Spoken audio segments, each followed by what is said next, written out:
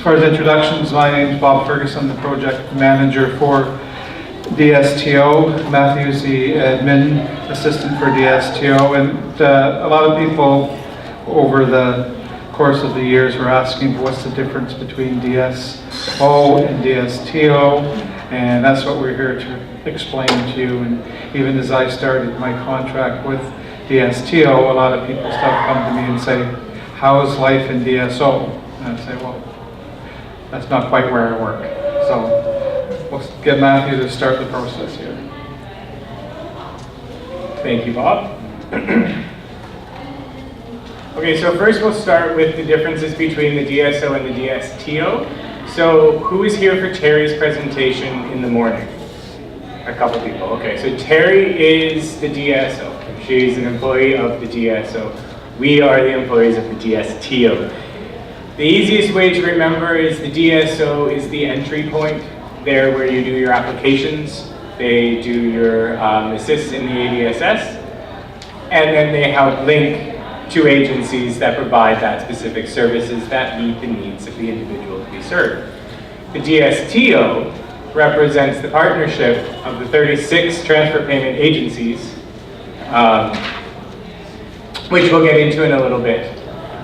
So today's presentation, we'll go through and say what the DSTO is, why it was created, and how the partnership actually works to get things done on both the services and supports level, as well as at the sector level. So the DSTO is a collaboration which consists of 3 groups. There are 3 members of this partnership. There are the individuals, families, and other care providers, and they are represented through the DS Council, which we'll talk about again later. There are the service providers, which are the agencies. They're the 36 transfer payment agencies in the City of Toronto. And then there is the Ministry of Community and Social Services, which is the funder of the entire partnership. This is just explaining, this slide is just explaining who individuals are, so the users of the service, the agencies, and this is a representation of some of the agencies that are in the partnership. So we have Surrey Place up in the corner, Springboard, Bob Rumble, Addis. This is not a complete list of all of the agencies that are part of the partnership. But for a complete list, go and check out the display tables in the Kobayashi Hall on the other end of the center. And the third member is, of course, the Ministry, MCSS, which provides funding through 2 ways. One is through Passport, and the other one is through transfer payments, which go directly to agencies to put individuals into spots. Bob?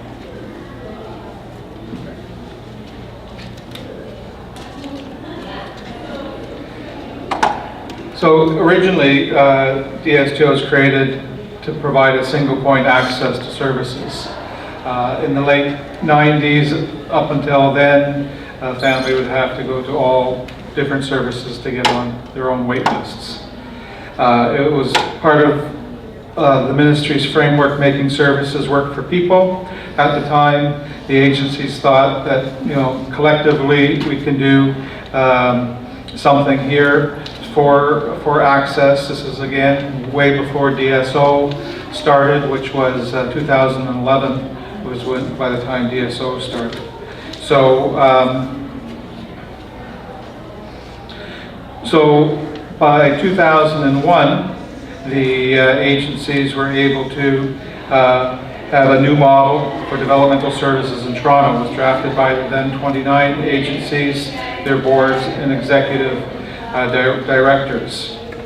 And initially, the partnership included planning committee, crisis response network, and 3 clusters for community support, respite, and for-day services. The principles which still apply today for DSTO is a person-directed approach for all agencies, equity, accessibility, accountability, and planning for the future.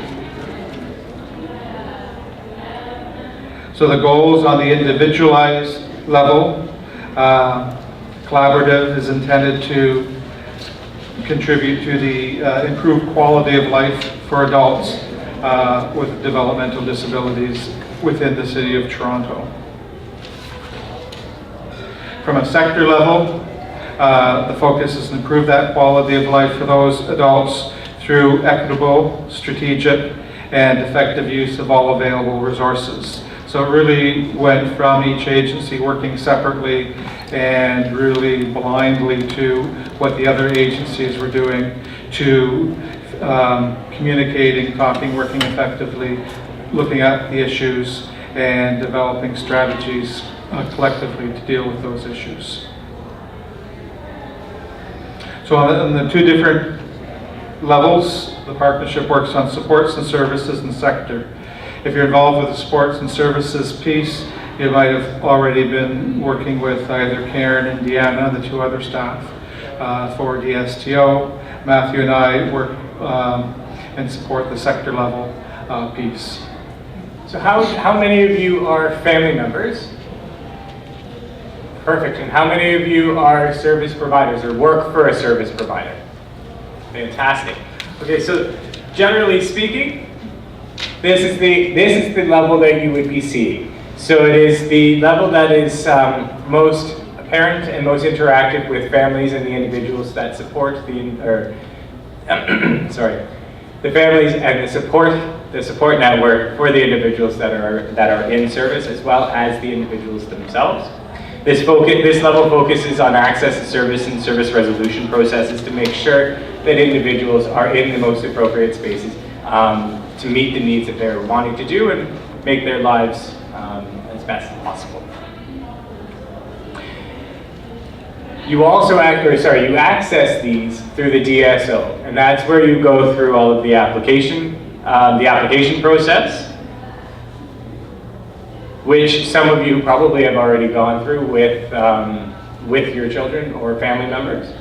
And they determine eligibility. They then do an assessment to determine the needs and support levels of the individual. And then in cooperation with the rest of the partners, they find a placement for the individuals and place everybody. And again, that's a very basic level, a basic overview of what it is. And it is a little bit more complicated than that, but we won't go into that today. In order to match the needs of the individual, we use from the assessment, we use the community needs list, which is monitored by the Community Needs Advisory Committee. And there are a couple areas, there are 4 areas that we monitor, and there's a residential, community participation supports, and person-directed planning, as well as family support workers, which you heard a couple of them in the last presentation today. At the sector level, this level focuses on issues and activities that relate to the sector as a whole. So planning, communications with the public, and that sort of thing. And in order to do that at the sector level, we have a whole bunch of committees and a whole bunch of groups that meet to discuss and plan and fill in gaps, identify those gaps, and then solve those gaps. And this is a picture, or a depiction of all of those committees and how they actually work. So the DSTO is represented in the center, and then you have all of the members of the partnership. At the top you have ministry, and then you also have the council. The council, we'll get into this in more detail, but the council is the families and individuals, and then the service providers. All of the committees that are around it help make sure that the work actually gets accomplished and that we are addressing the needs of the individuals. Council, which is in this picture, these are the members of council. They listen to the needs of the families and the community, and they bring that perspective to the entire partnership. There are work groups that are associated with council, and they deal specifically with items that are very geared towards the individuals and the community, such as the Aging and Lifelong Support Work Group, the Relationships Work Group, and the Mutual Support Work Group. The council itself just so everybody knows, is comprised of a variety of individuals, and they can be individuals with developmental disabilities. So we have self-advocates that sit on council. We also have family members that sit on the council, board members from developmental agencies, and community members, as well as a ministry representative. The Service Provider Committee is the executive directors of all of the 36 agencies, plus the representatives of council that Matthew mentioned, and the ministry as well. The Ministry of Community and Social Services are part of all the committees that we were involved with. The focus for service providers is really to oversee the activities and the integration of activities at the service and supports level. It's generally become the point of entry for any new resources. The ministry would have some new pots of dollars that will be discussed at the sector service provider level of how it could be distributed and where who can take the lead, how best to be fair and equitable with any of the new dollars or any of the new direction that we plan to go into. There's a strategic plan as well. We just finished a process where we got a lot of feedback from families, individuals in service waiting for services, as well as the service providers, and also looked at community trends, and are in the final stages now of approving the new 5-year strategic plan for DSTO, which would focus in on some of the specific works dealing with the gaps that have been identified over the course of the planning process. We have a sector coordination group which comprises of a lot of the chairs of the different committees Matthew mentioned. The council has a voice in all the committees and subcommittees, so there's family representation on all the work that we do. The chairs and vice chairs of the service provider committee, as well as the different subcommittees, which I'm going to talk a bit more detail. There's communications, planning, improving quality, and again, the ministry is involved with sector coordination. The focus of sector coordination is monitoring and implementing the multi-year strategic plan, as well as coordinating the agendas for both council and for service providers. So it's almost like the governing body of the entire process. Our current three subcommittees is where a lot of the work happens, and this again might change as we look at the new work involved. Does it fit in these subcommittees, or will we create new committees? Give you an example, some of the work, communications subcommittee is the one that organizes this information fair every year, and the improving quality subcommittee is a lot of our work we're doing with the bridging diversity work through the sector, comes through improving quality. The fee for service is an issue that we're looking at through improving quality as well. How can the sector collectively provide fee for service, what those models should look like, who would be interested in how it would be shaped. So there's still a lot of work on that. The planning subcommittee is where we look at a lot of the data, the trends, community trends, how we should be shifting our work based on that. The French language requirements, developing those processes come from this group, as well as we have a pot of money available annually for training staff throughout the sector. So there's that subcommittee looks at those training dollars, how best to spend those training dollars, and shared learning forum, if any of you are familiar with that comes to that area as well. So again, that's the Matthew's invention, the bubble diagram here to explain everything in the visual. And we know it's quite cumbersome because there's lots of different pockets of work. But and turn it over for Matthew for a bit more detail on some of this work. Okay, so how does work or activities actually get done at the sector level? They're done through two ways. One is through the activities of the DSTO staff. We support and facilitate all of the sector level groups and all of the committees.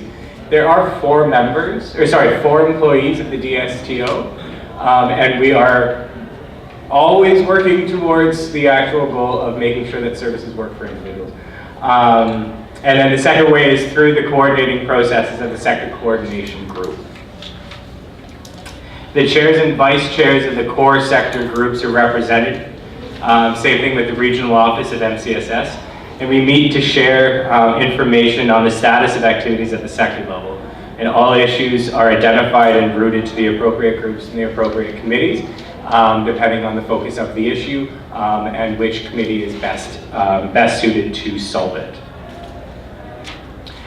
There are two ways that individuals and families receive their services. One is through ministry-funded spaces, and the other one is through fee-for-service. So ministry-funded spaces are the services and supports that are provided by one of the 36 transfer payment agencies, and the individuals are selected from the community needs list. And they're placed on the community needs list after they have gone through their assessment process with the DSO. The second way is through the fee-for-service, which is individuals and or families can purchase services or programs directly from an agency of their choice using passport dollars.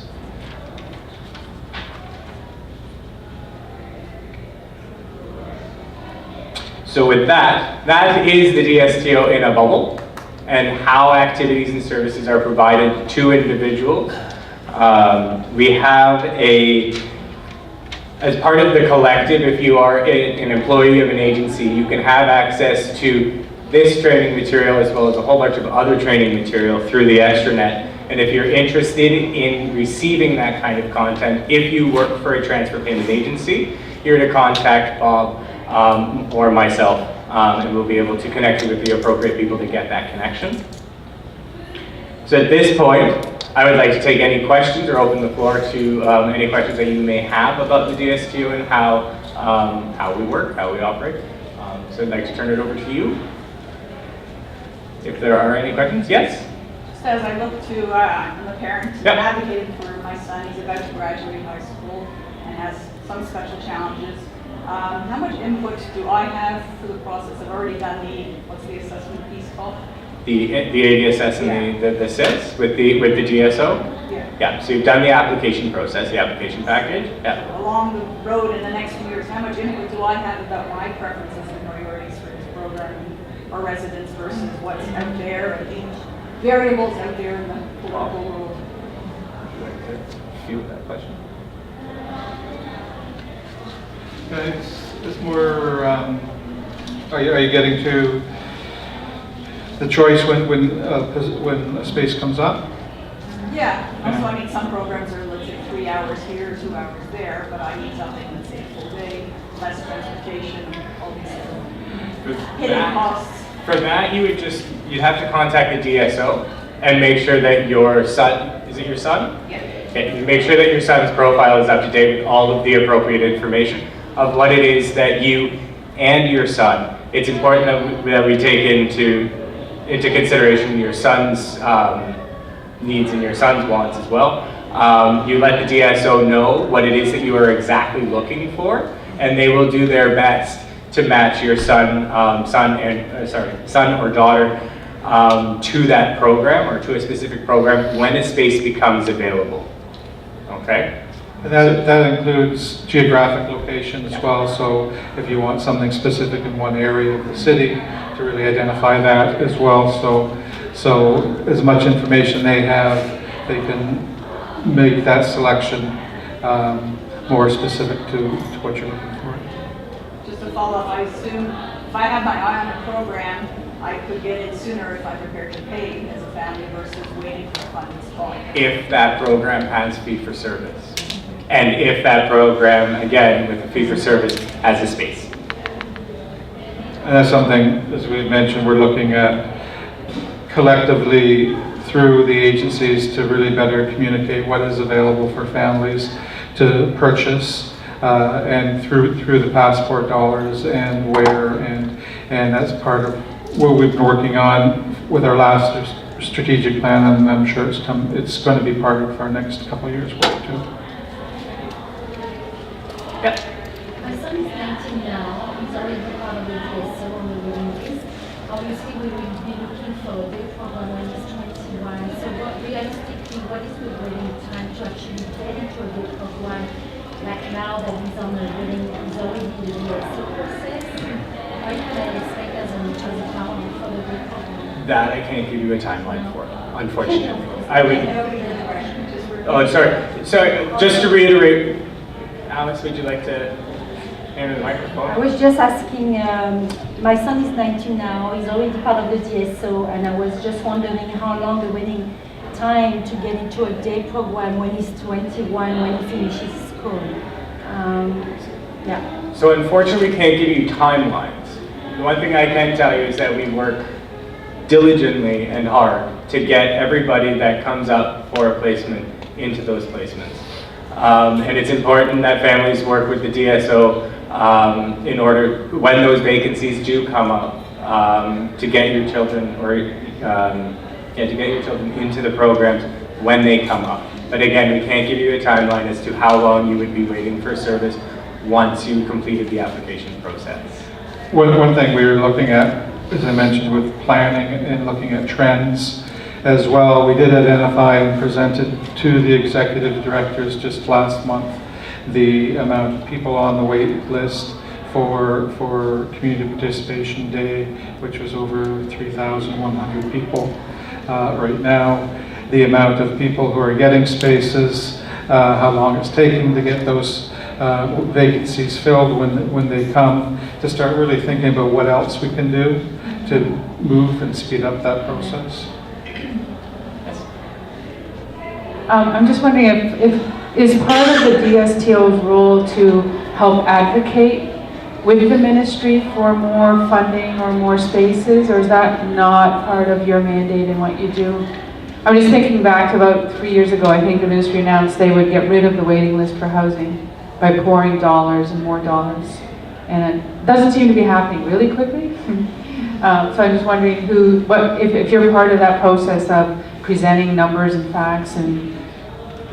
With the ministry being involved in all our different areas, including service providers, they were present with that conversation we had on the waitlist numbers, and our conversation now is, what's the information that's important to the executive directors, to the ministry, to the council and families that we should be continuing to look at, to present to this group so we can figure out what to do. And the other element of that is council. So council itself, the DS Council, is the branch of the partnership that listens to the concerns and needs of families, individuals, and their support network. So by all means, contact the DS Council. They do have a booth just in the Shokakai Court at the fair today, and you can speak with them, let them know what your concerns are, and they can also give you contact information of who to contact to further explain your concerns, and if you have any ideas or anything like that, we're always open to listening to them.